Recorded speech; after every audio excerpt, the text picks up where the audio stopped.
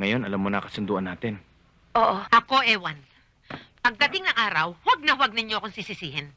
Dahil anumang ulit ang gawin ninyo, hindi ko talaga matanggap ang plano ninyo na lalabuan ako. At Jake, ano namang computer ang nagturo sa'yo para gumawa ng ganyan desisyon? It's...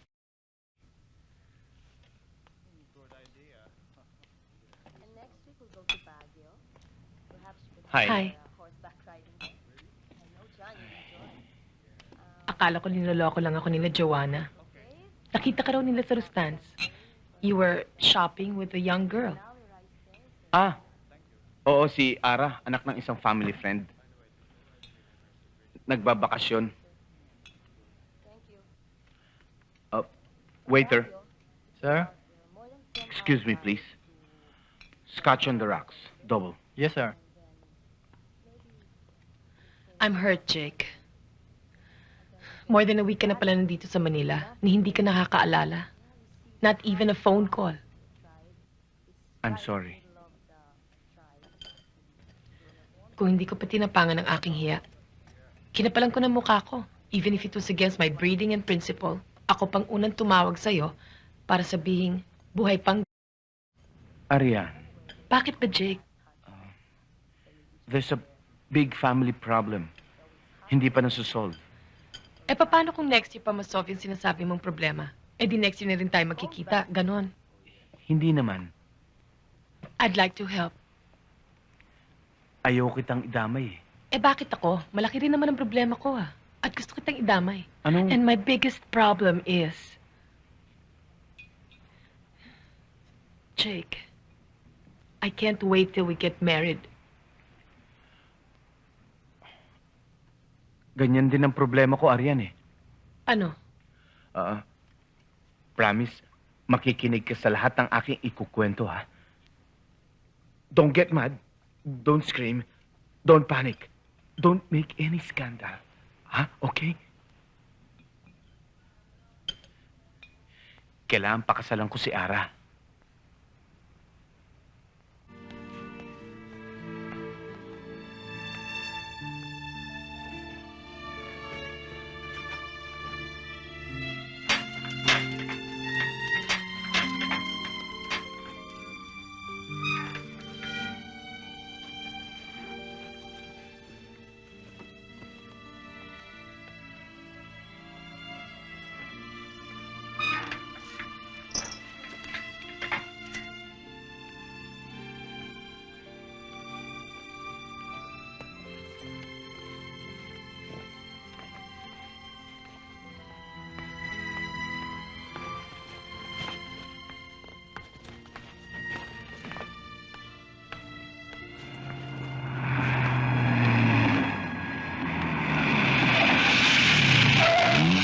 Ara?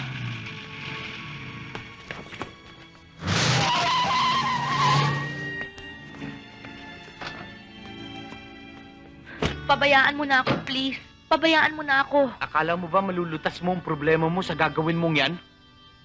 Ha? Lalong lalaki ang problema. Lalong lalala.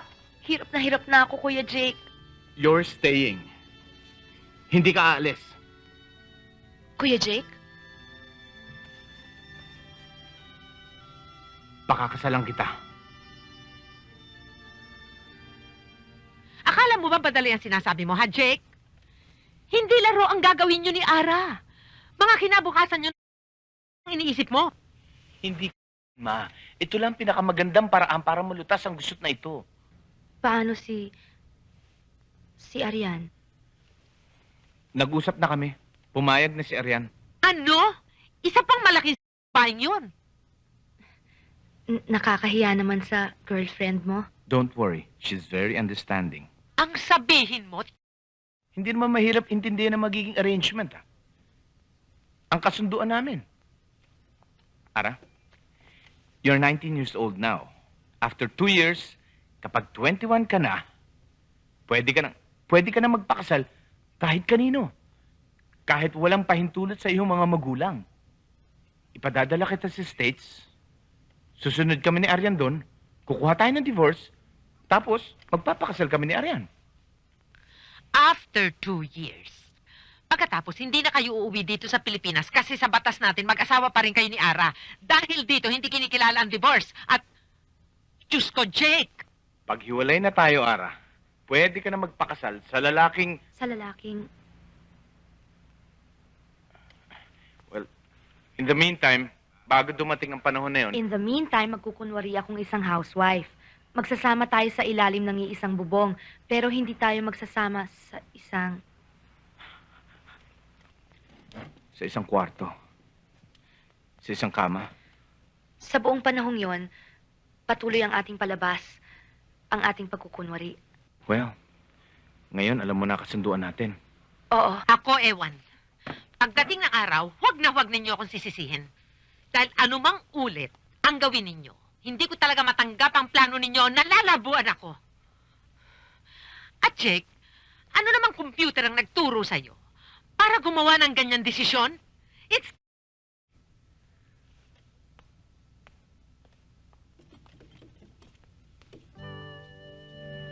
Dearly beloved, Jake, you are today to see your love in eternal bond before the church. Ara, do you take Jake in present for a husband according to the right of mother the church? Yes, I do. Jake, do you take Ara in present for a lawful wife? Ara, wear this ring as a sign of my love and loyalty.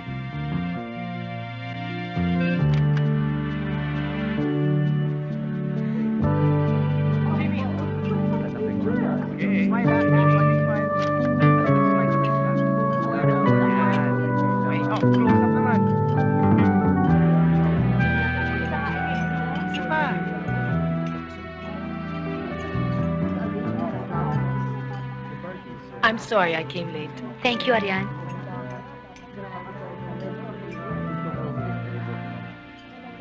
The face is very nice.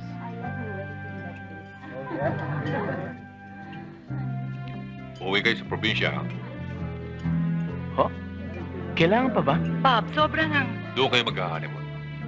Bob, tila may ibang plano ng mga bata.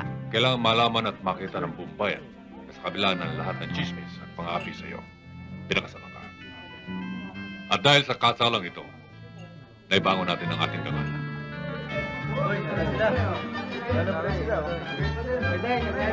Oh, kumusta, Teresing?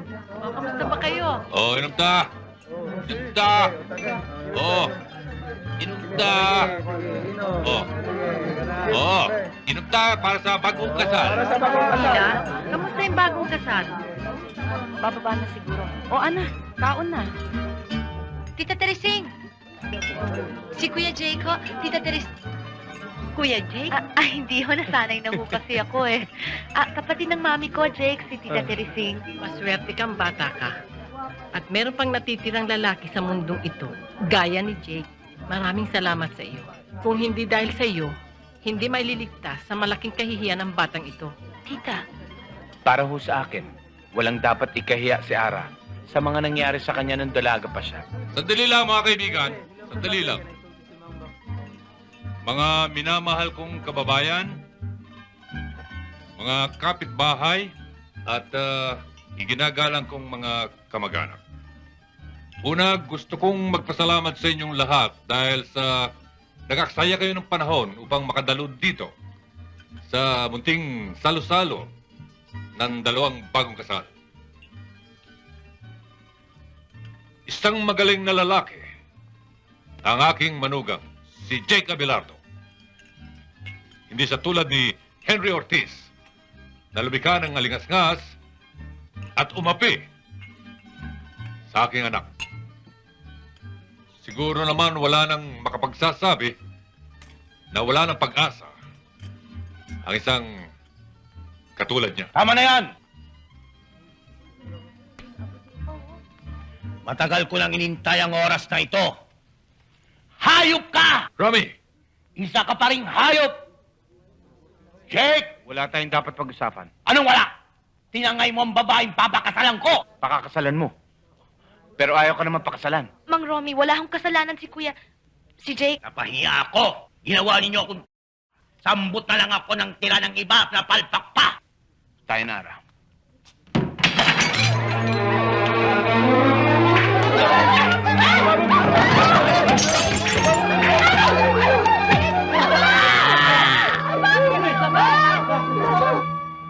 ko lang na ganito pala mangyayari sa'yo, Kuya Jake. Hindi na sana ako sumama sa'yo noon. Nagsisisi ka?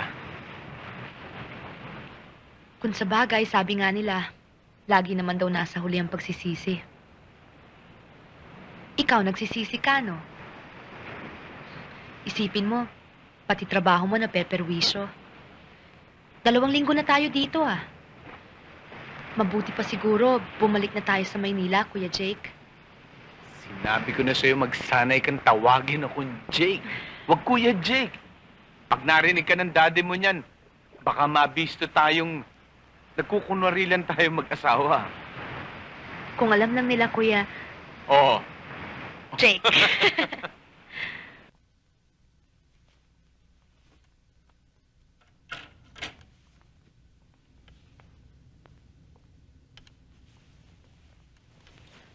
Jake, kung gusto mo, dito ka naman sa kama matulog. Ako naman dyan ngayong gabi.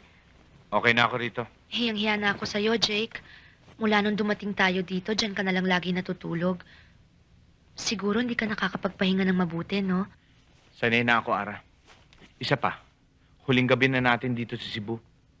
Tomorrow night, tapos na ordeal ko.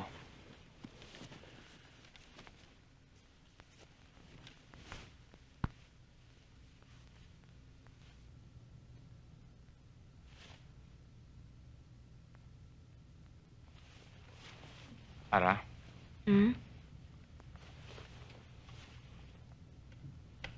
kunwari lang, Ara. Pag nagkita uli kayo ni Henry Ortiz, anong gagawin mo? Mahal mo pa ba siya?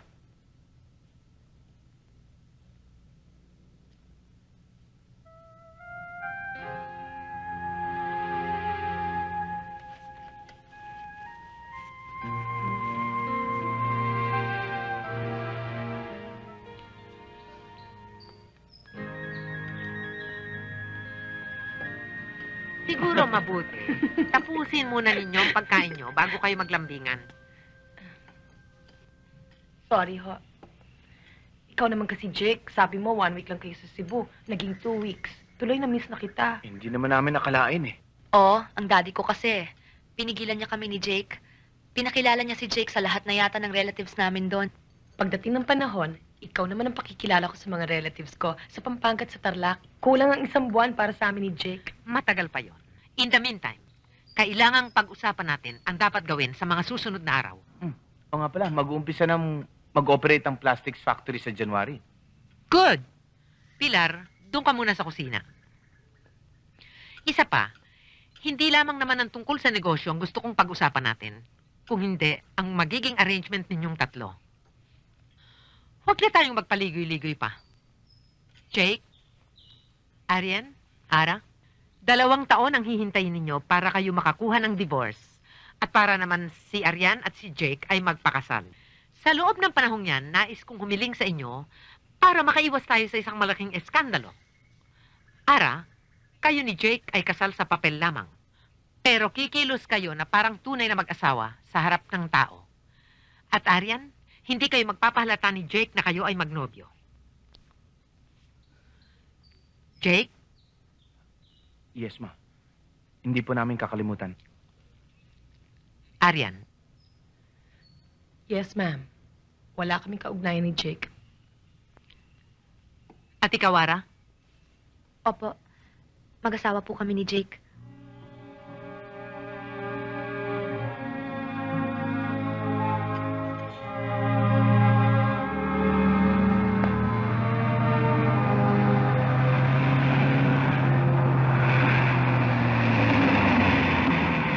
Jake, let's go somewhere where we can be alone. Saka na lang.